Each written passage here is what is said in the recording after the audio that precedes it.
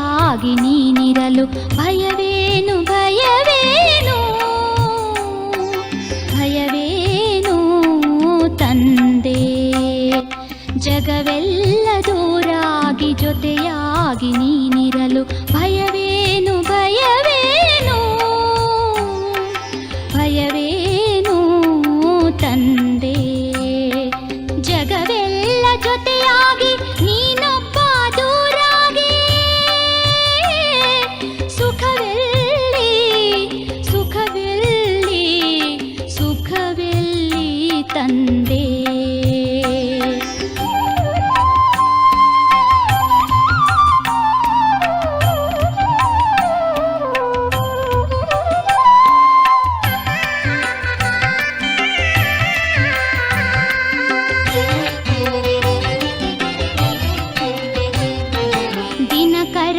ಜೊತೆಗಿರಲು ದೀಪದ ಬೆಳಕೇಕೆ, ಕಲ್ಪತರು ಜೊತೆಗಿರಲು ಅಲ್ಪರ ಹಂಗೇಕೆ.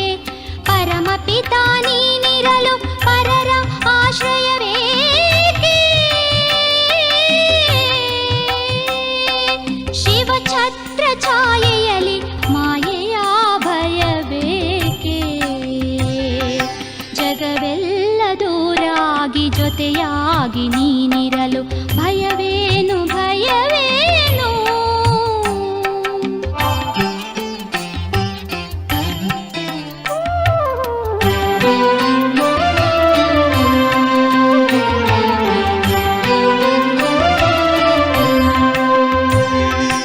ಅವಿನಾಶಿ ಸಂಬಂಧಿ ಶಿವನೊಬ್ಬ ನೀನಿರಲು ದೇಹಧಾರಿಗಳಲ್ಲಿ ಮೋಹ ಮಮತೆಗಳೇಕೆ. ಪರಮಾತ್ಮ ಜೊತೆಗಿರಲು ಪರಮತದ ಭ್ರಮೆಯೇಕೆ. ಶಿವಸಿಂಧು ನೀನಿರಲು ಬಂಧನದ ಭಯವೇಕೆ. ಜಗವೆಲ್ಲ ದೂರಾಗಿ ಜೊತೆಯಾಗಿ ನೀನಿರಲು ಭಯವೇನು ಭಯವೇನು ಭಯವೇನು ತಂದೆ. ಭಯವೇನು ತಂದೆ ಭಯವೇನು ತಂದೆ. ಓಂ ಶಾಂತಿ. ಇಂದಿನ ದಿನಾಂಕ 24/2/2024. ಪ್ರಾರ್ಥ ಮುರುಳಿ ಬಾಪ್ತಾದ ಮಧುಬನ. ಮಧುರ ಮಕ್ಕಳೇ, ತಾವೀಗ ಅಂಶಗಳಾಗುವ ಪುರುಷಾರ್ಥ ಮಾಡುತ್ತಿದ್ದೀರಿ. ತಾವು ಈ ಲಕ್ಷ್ಮೀನಾರಾಯಣರಂತೆ ಅಂಶಗಳು ಅರ್ಥಾತ್ ಸಂಪೂರ್ಣ ನಿರ್ವಿಕಾರಿಗಳಾಗಬೇಕಾಗಿದೆ. ಪ್ರಶ್ನೆ: ಈ ಜ್ಞಾನ ಮಾರ್ಗದಲ್ಲಿ ತೀವ್ರಗತಿಯಲ್ಲಿ ಹೋಗುವ ಸಹಜ ವಿಧಿ ಏನು? ಉತ್ತರ: ಈ ಜ್ಞಾನದಲ್ಲಿ ತೀವ್ರವಾಗಿ ಹೋಗಬೇಕೆಂದರೆ ಮತ್ತೆಲ್ಲ ವಿಚಾರಗಳನ್ನು ಬಿಟ್ಟು ತಂದೆಯ ನೆನಪಿನಲ್ಲಿ ತೊಡಗಿ. ಇದರಿಂದ ವಿಕರ್ಮ ವಿನಾಶವಾಗಲಿ ಮತ್ತು ಪೂರ್ಣ ಕೊಳಕು ಹೊರಟು ಹೋಗಲಿ. ನೆನಪಿನ ಯಾತ್ರೆ ಶ್ರೇಷ್ಠ ಪದವಿಗೆ ಆಧಾರವಾಗಿದೆ. ಇದರಿಂದಲೇ ನೀವು ಕವಡೆಯಿಂದ ವಜ್ರ ಸಮಾನರಾಗುತ್ತೀರಿ.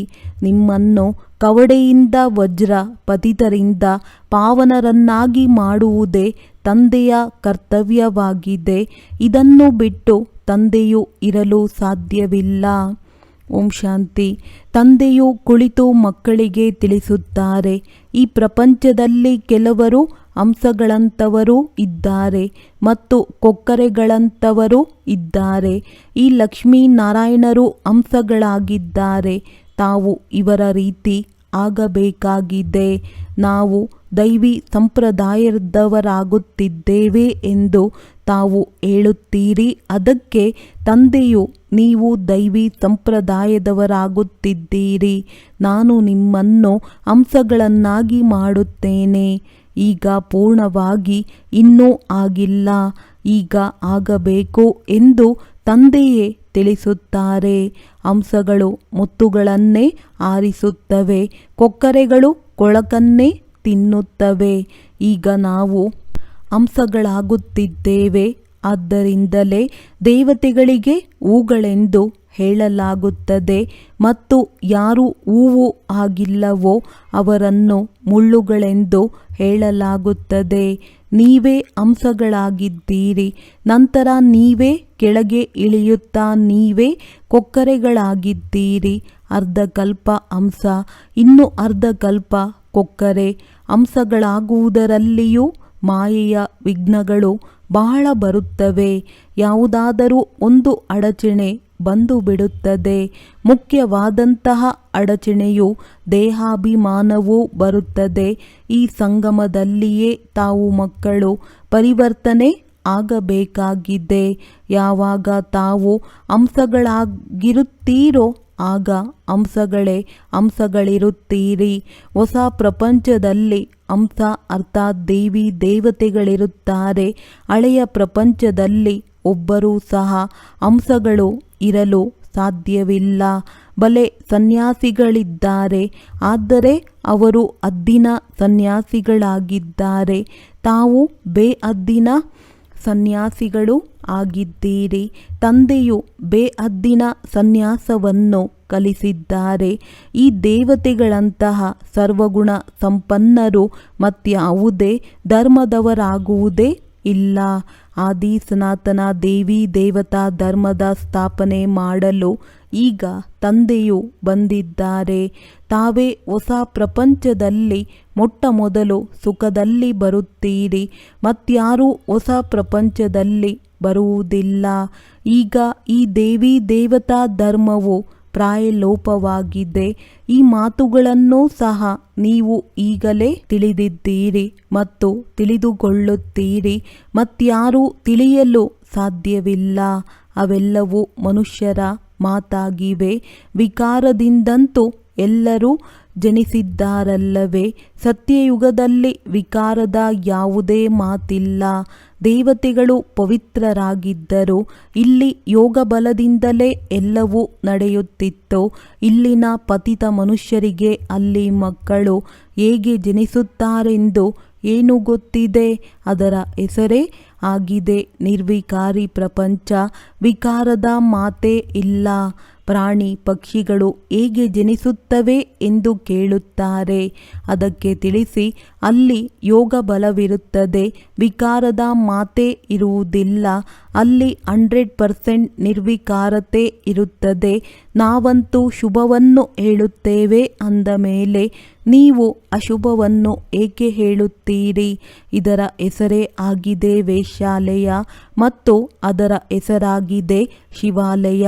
ಶಿವತಂದೆಯು ಅಂತಹ ಶಿವಾಲಯವನ್ನು ಸ್ಥಾಪನೆ ಮಾಡುತ್ತಿದ್ದಾರೆ. ಶಿವತಂದೆಯು ಸರ್ವೋತ್ತಮ ಶಿಖರವಾಗಿದ್ದಾರೆ. ಶಿವಾಲಯವನ್ನು ಸಹ ಎಷ್ಟು ಎತ್ತರವಾಗಿ ಮಾಡಿಸುತ್ತಾರೆ.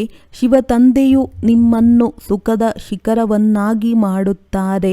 ಸುಖದ ಶಿಖರಕ್ಕೆ ಕರೆದುಕೊಂಡು ಹೋಗುತ್ತಾರೆ. ಆದ್ದರಿಂದ ತಂದೆಯೊಂದಿಗೆ ಬಹಳ ಪ್ರೀತಿ ಇರುತ್ತದೆ. ಭಕ್ತಿ ಮಾರ್ಗದಲ್ಲೂ ಸಹ ಶಿವತಂದೆಯ ಜೊತೆ ಪ್ರೀತಿ ಇರುತ್ತದೆ. ಶಿವತಂದೆಯ ಮಂದಿರಕ್ಕೆ ಬಹಳ ಪ್ರೀತಿಯಿಂದ ಹೋಗುತ್ತಾರೆ. ಆದರೆ ಏನನ್ನೂ ತಿಳಿದುಕೊಂಡಿಲ್ಲ. ಈಗ ತಾವು ಮಕ್ಕಳು ಸರ್ವಗುಣ ಸಂಪನ್ನರಾಗುತ್ತಿದ್ದೀರಿ. ಈಗ ಇನ್ನೂ ಸಂಪನ್ನರಾಗಿಲ್ಲ. ಯಾವಾಗ ನಿಮ್ಮ ರಾಜಧಾನಿಯು ಪೂರ್ಣ ಸ್ಥಾಪನೆ ಆಗಿಬಿಡುವುದೋ ಆಗ ನಿಮ್ಮ ಪರೀಕ್ಷೆ ಆಗುವುದು. ಮತ್ತೆಲ್ಲರೂ ಸಮಾಪ್ತಿಯಾಗುತ್ತಾರೆ. ನಂತರ ನಂಬರ್ ವಾರಾಗಿ ಕೆಲವರೇ ಬರುತ್ತಾ ಹೋಗುತ್ತಾರೆ. ನಿಮ್ಮ ರಾಜಧಾನಿಯು ಮೊದಲೇ ಆರಂಭವಾಗುತ್ತದೆ. ಅನ್ಯ ಧರ್ಮಗಳಲ್ಲಿ ಮೊದಲು ರಾಜಧಾನಿ ಆರಂಭವಾಗುವುದಿಲ್ಲ. ನಿಮ್ಮದಂತೂ ರಾಜ್ಯವಿದ್ದೇ ಇದೆ. ಈ ಮಾತುಗಳನ್ನು ನೀವು ಮಕ್ಕಳೇ ತಿಳಿದುಕೊಂಡಿದ್ದೀರಿ. ಕಾಶಿಗೆ ಮಕ್ಕಳು ಸರ್ವೀಸ್ಗಾಗಿ ಹೋದರು. ಅವರಿಗೆ ತಿಳಿಸುವ ನಶೆ ಇದೆ. ಆದರೆ ಅಲ್ಲಿನವರು ಇಷ್ಟೊಂದು ತಿಳಿದುಕೊಳ್ಳುವುದಿಲ್ಲ. ಆದ್ದರಿಂದ ಕೋಟಿಯಲ್ಲಿ ಕೆಲವರು ಎಂದು ಹೇಳಲಾಗುತ್ತದೆ. ಕೆಲವರೇ ವಿರಳವಾಗಿ ಅಂಶಗಳಾಗುತ್ತಾರೆ. ಆಗಲಿಲ್ಲವೆಂದರೆ ಶಿಕ್ಷೆಗಳನ್ನು ಅನುಭವಿಸುತ್ತಾರೆ. ಕೆಲವರಂತೂ 95% ಶಿಕ್ಷೆ ಅನುಭವಿಸಿ ಕೇವಲ 5% ಪರಿವರ್ತನೆ ಆಗುತ್ತಾರೆ. ಮೊದಲಿನ ಮತ್ತು ಕೊನೆಯ ಅಂಕಗಳಂತೂ ಇರುತ್ತದೆ ಎಲ್ಲವೇ. ಈಗ ತಮ್ಮನ್ನು ಅಂಶಗಳೆಂದು ತಿಳಿದುಕೊಳ್ಳಲು ಸಾಧ್ಯವಿಲ್ಲ. ಪುರುಷಾರ್ಥ ಮಾಡುತ್ತಿದ್ದಾರೆ. ಯಾವಾಗ ಜ್ಞಾನವು ಪೂರ್ಣವಾಗುತ್ತದೋ ಆಗ ಯುದ್ಧವು ಪ್ರಾರಂಭವಾಗುತ್ತದೆ. ಜ್ಞಾನವಂತೂ ಪೂರ್ಣ ತಿಳಿದುಕೊಳ್ಳಬೇಕಲ್ಲವೇ? ಈ ಯುದ್ಧವೇ ಅಂತಿಮವಾಗುವುದು. ಈಗಂತೂ ಯಾರೂ 100% ಆಗಿಲ್ಲ. ಆದ್ದರಿಂದ ಮನೆ ಮನೆಗೆ ಸಂದೇಶವನ್ನು ತಲುಪಿಸಬೇಕಾಗಿದೆ. ಬಹಳ ದೊಡ್ಡ ಕ್ರಾಂತಿಯಾಗುವುದು. ಯಾರದ್ದೆಲ್ಲ ದೊಡ್ಡ ದೊಡ್ಡ ಆಧಾರಗಳಿವೆಯೋ ಎಲ್ಲವೂ ಅಲುಗಾಡತೊಡಗುತ್ತವೆ. ಭಕ್ತಿಯ ಸಿಂಹಾಸನವು ಅಲುಗಾಡತೊಡಗುವುದು. ಈಗ ಭಕ್ತರ ರಾಜ್ಯವಿದೆಯಲ್ಲವೇ? ಅದರ ಮೇಲೆ ನೀವು ಜಯ ಪಡೆಯುತ್ತೀರಿ.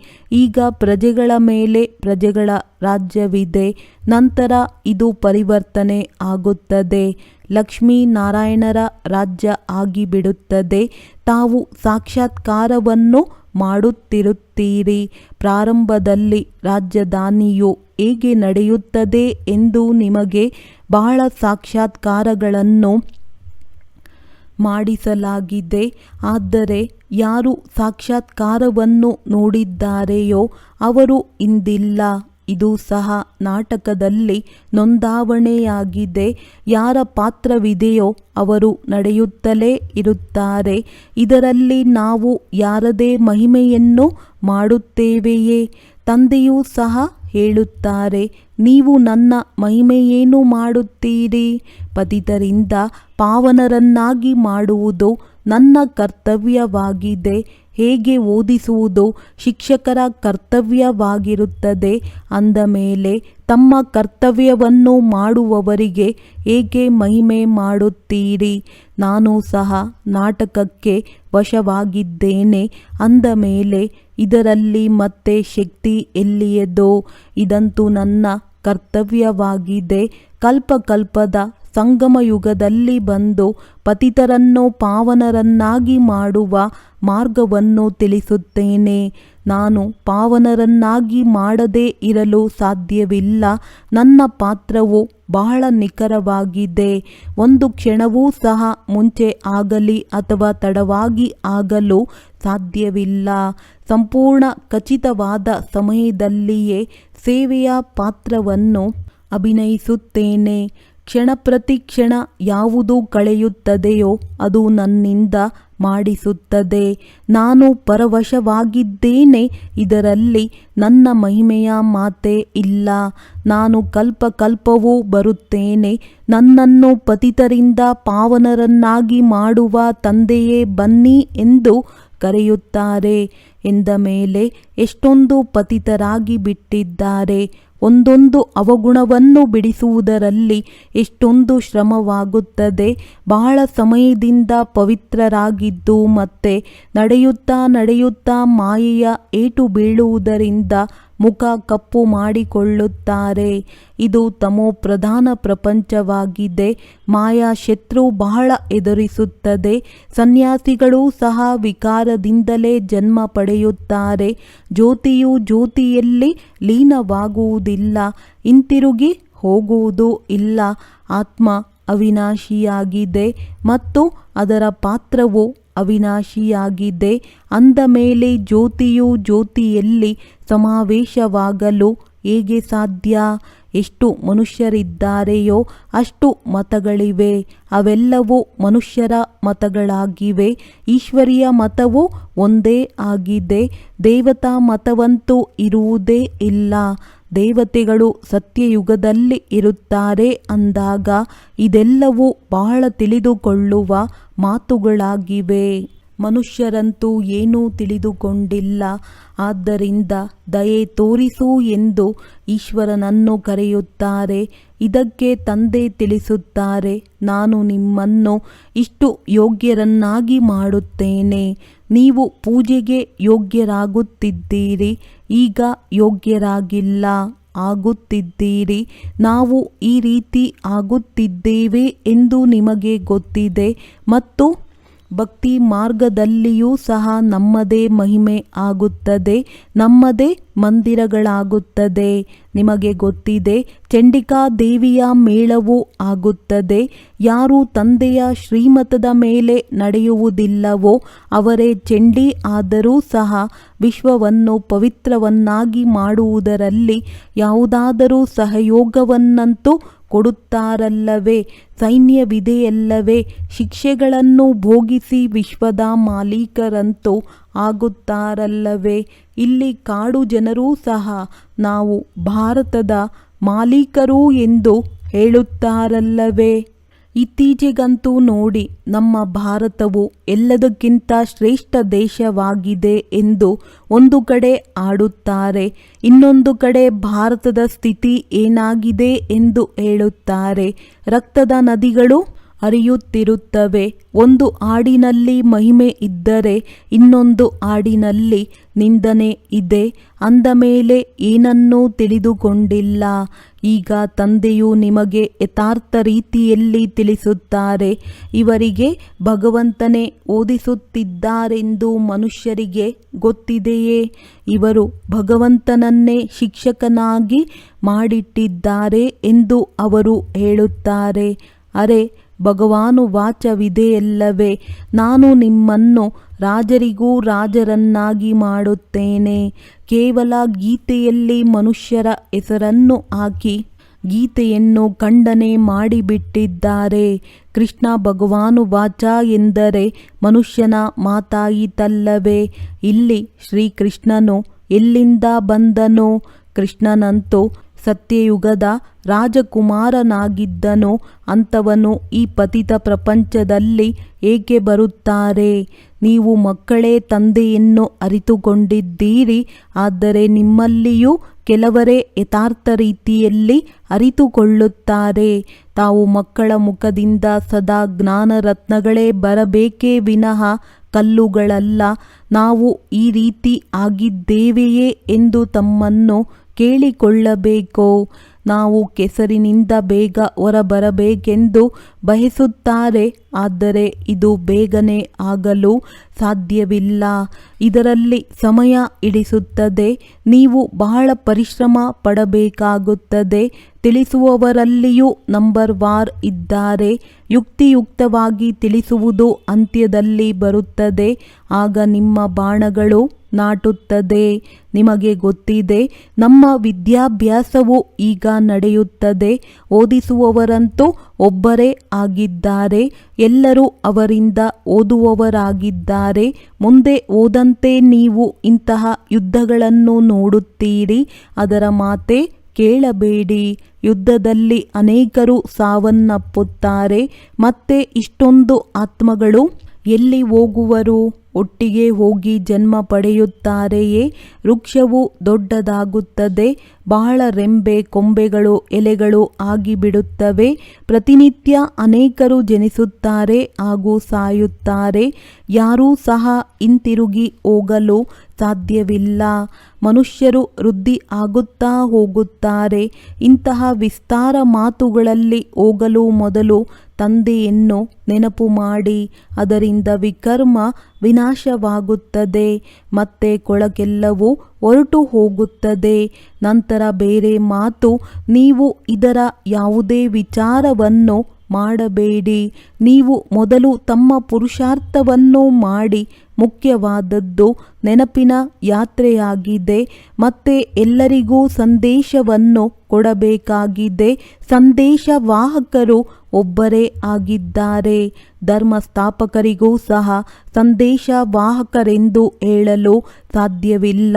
ಏಕೆಂದರೆ ಸದ್ಗತಿದಾತ ಒಬ್ಬರೇ ಸದ್ಗುರು ಆಗಿದ್ದಾರೆ. ಉಳಿದಂತೆ ಭಕ್ತಿ ಮಾರ್ಗದಲ್ಲಿ ಅಲ್ಪ ಸ್ವಲ್ಪ ಸುಧಾರಣೆ ಆಗುತ್ತಾರೆ. ಯಾವುದಾದರೂ ಒಂದು ದಾನವನ್ನು ಮಾಡುತ್ತಾರೆ. ತೀರ್ಥಯಾತ್ರೆಗೆ ಹೋಗುತ್ತಾರೆಂದರೆ ಏನನ್ನಾದರೂ ಒಂದು ದಾನವನ್ನು ಕೊಟ್ಟು ಬರುತ್ತಾರೆ ಅಂದಾಗ ಇದಂತೂ ನಿಮಗೆ ಗೊತ್ತಿದೆ. ಈ ಅಂತಿಮ ಜನ್ಮದಲ್ಲಿ ತಂದೆಯು ನಮ್ಮನ್ನು ವಜ್ರ ಸಮಾನರನ್ನಾಗಿ ಮಾಡುತ್ತಾರೆ. ಇದನ್ನೇ ಅಮೂಲ್ಯ ಜೀವನವೆಂದು ಹೇಳಲಾಗುತ್ತದೆ. ಅಂದರೆ ಅಷ್ಟು ಪುರುಷಾರ್ಥವನ್ನು ಮಾಡಬೇಕು.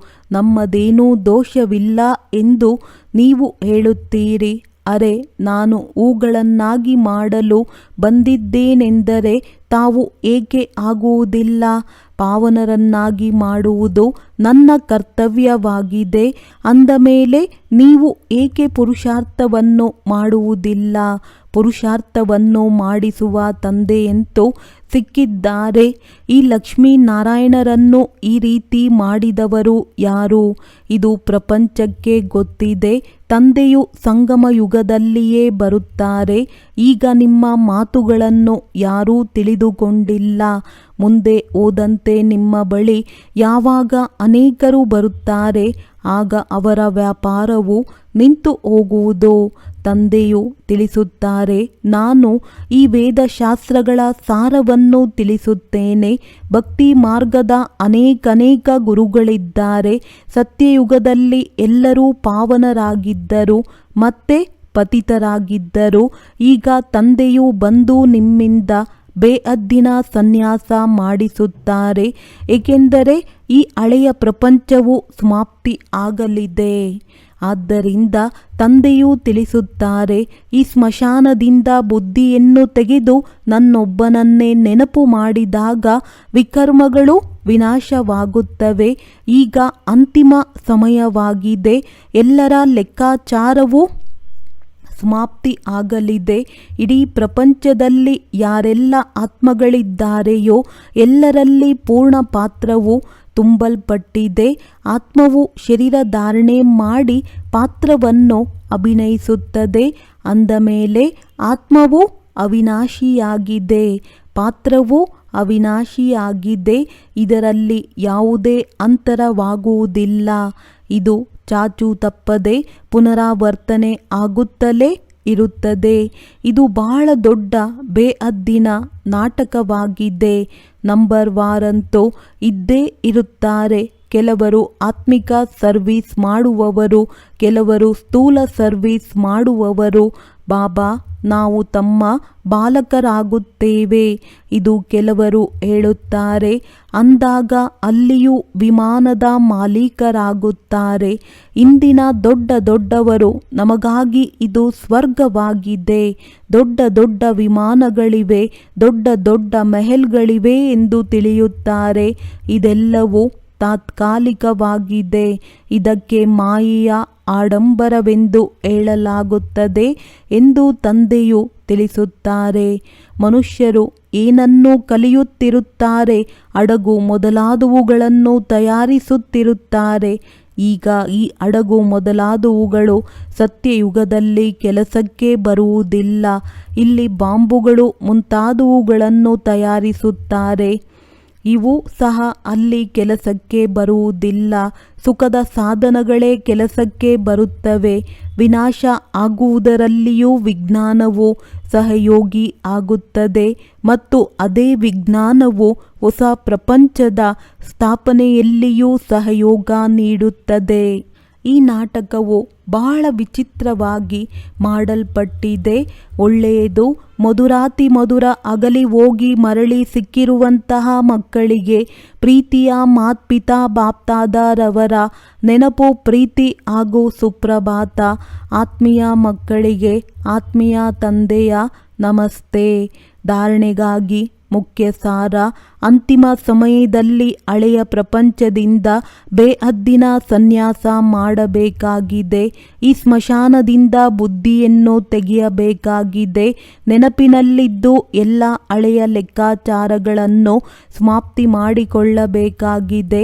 ಮುಖದಿಂದ ಸದಾ ಜ್ಞಾನ ರತ್ನಗಳು ಬರಬೇಕೇ ಹೊರತು ಕಲ್ಲುಗಳಲ್ಲ. ಪೂರ್ಣ ಅಂಶಗಳಾಗಬೇಕಾಗಿದೆ.